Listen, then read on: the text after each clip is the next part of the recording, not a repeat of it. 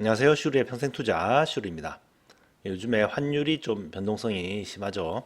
환율이 원달러 환율이 1,480원대까지 올라갔다가 최근에 이제 뭐 정부에서 어떤 대책이나 이렇게 개입을 하면서 1,440원대까지 또 떨어졌죠. 환율은 상당히 중요하죠. 일단은 우리 생활하는 데 있어서 환율이 너무 올라 버리면은 이제 물가가 치솟게 되고, 그래서 우리가 힘들어지기 때문에 관심이 많이 가기도 하고, 또 이제 우리가 투자하는 데 있어서도 환율이 상당히 큰 영향을 미칩니다. 그래서 오늘은 환율이 왜 오르고 내리는지 이유, 그리고 또 우리가 투자를 어떻게 해야 될 것인가, 거기에 대해서 얘기를 해보겠습니다.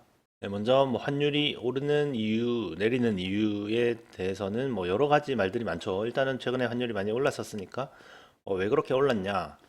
뭐 정부에서 돈을 많이 풀어서 그렇다. 뭐 그런 사람들도 있고, 또 이제 우리나라 이제 서학개미들이 저기 외국 투자, 해외 투자를 많이 해서 환율이 오른다. 뭐 그런 얘기도 있고, 뭐 여러 가지 원인들을 이제 분석을 하고 있습니다. 그런데 결국 이제 환율이라는 거는 어떻게 정해지냐? 뭐 여러 가지 요인들로 정해지는 게 맞습니다만은, 결국은 이제 원화에 대한 사람들의 이미지죠. 원화에 대한 사람들의 이미지, 그리고 그에 따른 수요죠. 원화를 전 세계 사람들이 얼마나 많이 원하는가, 그거에 따라서 원화의 값이 오르고 내립니다. 뭐 쉽게 생각하면은 어떤 그림, 뭐 미술품, 뭐 그런 거랑 비슷하다고 생각하면 돼요. 네, 사람들이 뭐 어떤 작가의 작품을 이제 상당히 좋게 생각한다. 진짜 뭐 예술적인 가치가 있다. 이렇게 인기가 많아지면은 그 값이 올라가겠죠. 그 그림의 값이 올라가겠죠. 뭐 예를 들어서 만약에 제가 뭐 그림을 아주 열심히 그려서 판다고 내놨어요. 사는 사람이 아무도 없겠죠. 뭐 저희 가족은 사줄 수도 있을 것 같은데, 뭐 저희 가족도 안 사줄 것 같아요. 어쨌든 뭐 사주더라도 뭐 1,000원 뭐 이렇게 사주겠죠. 500원, 1,000원. 그런데 이제 아주 유명한 이제 작가가 뭐 대충 선 하나를 쫙 그어놨다. 그러면은 그 그림은 아주 비싸게 팔리겠죠. 네, 그와 마찬가지로 이제 원화, 뭐 엔화, 달러화 이런 게 있지만, 가장 이제 인기가 많은 거는 달러화죠. 달러화, 뭐 어떤 미국에 대한 이미지, 뭐 그런 게 이제 가장 또 뭔가 안전하고 그런 이미지가 있기 때문에 사람들이 달러를 많이 원하고, 그래서 달러 가격이 높아지는 거죠. 네, 그리고 이제 또 그 화폐를 얼마나 많이 발행을 하느냐도 영향을 당연히 미치겠죠. 이제 아주 유명한 작가가 이렇게 대충 그리면은 어, 아주 비싸긴 하지만, 근데 그걸 너무 자주 그린다. 맨날 뭐 하나씩 그린다. 맨날 뭐 두 개씩, 세 개씩 그린다. 그러면 아무래도 이제 희소성이 떨어지기 때문에 그 작가의 작품은 가격이 좀 떨어질 수밖에 없죠. 물론 그래도 이제 제가 그린 그림보다야 훨씬 비싸겠지만, 그래도 너무 또 자주 그리면은 좀 아무래도 가격이 떨어질 수밖에 없죠. 그래도 유명 작가이기 때문에 다른 뭐 그냥 이름 없는 작가들의 작품보다는 훨씬 비쌀 겁니다. 네, 그와 마찬가지로 뭐 통화도 너무 이렇게 정부에서 이렇게 달러를 많이 찍거나 아니면 이제 원화를 많이 찍거나, 뭐 정부에서 찍는 거 아니지만 중앙은행에서 어쨌든 많이 찍으면은 그것도 당연히 뭐 오르내리는데, 환율이 오르내리는데 영향이 있겠죠.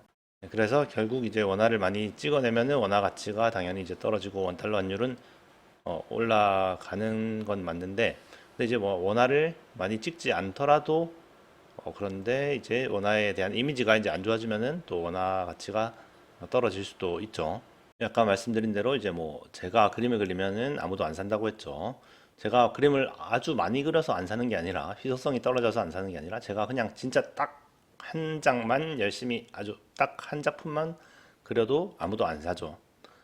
예, 왜냐면 제 작품에 대한 어떤 수요나 그런 게 전혀 없고, 이미지나 그런 것도 별로 안 좋기 때문에, 아무것도 그냥 모르죠. 사람들이 인기가 없기 때문에 뭐 제 작품이 단 유일하게 딱 하나만 그리더라도 사람들은 아무도 안 살 겁니다. 그와 마찬가지로 원화를 많이 찍지 않더라도 이제 원화에 대한 사람들의 이미지가 안 좋아지면은 우리나라 원화 가치가 떨어질 수가 있겠죠. 결국 이제 원화에 대한 이미지는 한국에 대한 이미지라고 볼 수도 있는데, 한국이라는 거는 이제 뭐 한국에서 원화로 이제 세금을 걷는, 그리고 또 원화를 발행하는 그런 이제 한국 정부에 대한 이미지라고 볼 수도 있겠는데, 한국 정부에 대한 이미지는 결국은 이제 한국 정부에 세금을 내는 한국에 있는 뭐 기업들이나 한국 사람들에 대한 뭐 이미지라고 볼 수도 있겠죠. 그래서 이제 뭐 장기적으로 원화 가치가 어떻게 될 건가를 보려면은 결국 한국 회사들이 얼마나 잘 될 것인가, 그리고 또 한국 사람들이 뭐 얼마나 열심히 또 일을 할 것인가, 또 아니면 또 한국에서 어떤 뭐 자원이 발견될 것인가도 얘기를 할 수가 있겠죠. 근데 한국은 지금은 자원이 거의 없는 나라이기 때문에 결국은 한국에 있는 지금 기업들이 뭐 얼마나 이제 돈을 계속 잘 벌 것인가, 뭐 그게 이제 가장 그 원화에 대한 이미지에 영향을 많이 미치겠죠. 뭐 단기적으로는 뭐 무슨 정부가 개입하고 뭐 하고 뭐 수급이나 이런 게 영향을 미칠 수 있겠지만 그게 뭐 오래 갈 수는 없겠죠. 뭐 몇 개월은 갈 수 있겠지만 뭐 몇 년씩 그렇게 영향을 미치지는 않을 겁니다. 결국 길게 봤을 때는 뭐 우리나라 회사들이 얼마나 뭐 잘 나갈 것인가, 달러를 많이 벌어 들일 것인가, 뭐 그런 것들이 이제 결국 원화에 대한 이미지에 영향을 미칠 수밖에 없습니다.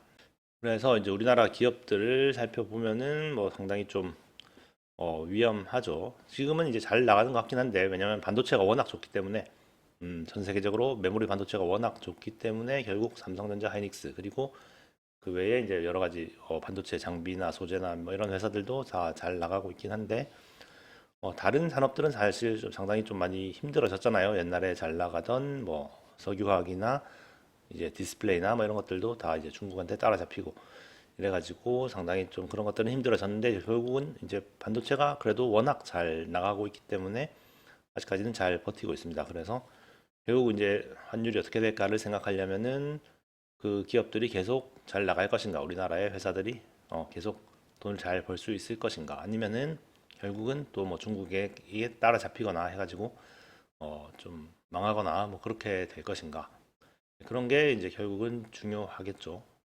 또 이제 그 기업들이 잘 나가도 만약에 어떤 생산 거점이 계속 뭐 중국이나 미국이나 그런 해외에서만 또 그 돈을 벌고 우리나라로 그 외화를 가져오지 않으면은 사실 또 소용이 없는 거기도 하죠. 그래서 결국에는 한국에서 이제 생산하는 양이 또 얼마인가, 뭐 그런 것도 영향을 미칠 것 같긴 하네요. 네, 말이 길었는데 뭐 그래서 결국 이제 대비를 어떻게 할 것인가가 중요하긴 한데, 그냥 제 생각입니다. 제 생각인데 이제 그러니까 원달러 환율이 이제 지금 한 1,400 뭐 한 50원 뭐 그 정도라고 하면은, 거기서 원달러 환율이 뭐 막 1,000원 밑으로 내려갈 일은 잘 없을 것 같죠. 1,000원 밑으로 내려갈 확률, 막 원화 가치가 갑자기 올라가 가지고 뭐 1,400원대의 지금 환율이 뭐 한 900원, 800원 이렇게 갈 일은 아마 없을 것 같습니다. 근데 반대로 원화 가치가 좀 떨어져서 뭐 한 2,000원, 3,000원, 4,000원 이렇게 갈 확률은 분명히 존재합니다. 뭐 그렇게 3,000원, 4,000원 갈 확률이 뭐 아주 크다고 할 수는 없겠지만 그래도 그렇게 갈 확률은 분명히 존재하고요. 근데 반대로 뭐 900원, 800원 이렇게 갈 확률은 그렇게 크지 않은 것 같습니다. 그래서 뭐 결국은 이제 달러를 제법 좀 많이 가지고 있는 게 좋을 것 같아요. 뭐 달러도 괜찮지만 이제 뭐 엔화나 뭐 유로화 뭐 이런 것도 괜찮고, 어쨌든 외화를 충분히 그래도 가지고 있는 게 좋을 것 같아요. 네, 그래서 이제 뭐 저 같은 경우에는 이제 집이 하나 있는데 그 집을 제외한 이제 금융자산 같은 경우에는 대부분 다 이제 외화로 바꿔 놓으려고 하고 있습니다. 우리나라 사람들 대부분 자산이 이제 거의 부동산이니까 한 채 정도 있어도 부동산에 이제 대출도 많이 껴있고 해서 원화 자산은 이제 충분히 있는 경우가 많은데, 그래서 이제 좀 해외 자산들을 금융 자산은 그래도 해외 자산들로 많이 좀 채워 놓는 게 확률상 괜찮지 않을까 싶어요. 결국 이제 어, 환율이 내리는 데는 한계가 있지만 오르는 데는 또 한계가 없기 때문에, 이게 뭐 꼭 오른다는 말은 아닌데 결국 이제 이렇게 기대값을 봤을 때 올라가면은 좀 상당히 많이 올라갈 수도 있기 때문에 충분히 대비를 해 놓는 게 좋을 것 같습니다. 예, 그러면 오늘은 377주차 계좌 한번 확인해 보겠습니다. 먼저 한국 주식 지난주보다 좀 내려갔습니다. 뭐 반도체가 워낙 좋아서 이제 코스피는 또 올랐는데 제 계좌는 별로 좋지는 않았습니다. 그다음 해외 주식 1번 계좌 지난주보다 뭐 좀 내려갔고요. 이제 환율이 내려서 뭐 그 영향인 것 같습니다. 그다음 해외 주식 2번 계좌 뭐 지난주랑 비슷한 것 같네요. 일단 이런 종목들을 가지고 있고 환율이 근데 이제 1440원대로 내렸는데 그게 아직 다 반영은 안 된 것 같고 지금 한 1460원 정도로 반영이 되어 있네요. 마지막으로 자산 배분 계좌 뭐 지난주랑 거의 비슷한데 뭐 약간 일단 수치상으로는 좀 올랐네요. 엑셀로 보시면은 2018년 10월부터 방송을 시작해서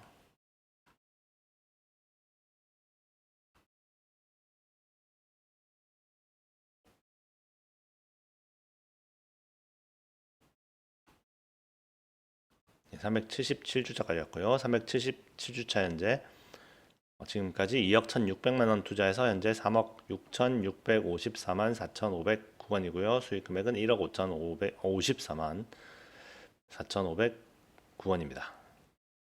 지난주보다는 좀 내려갔습니다. 그러면 오늘도 시청 감사드리고요. 또 다음 주에 뵙도록 하겠습니다. 감사합니다.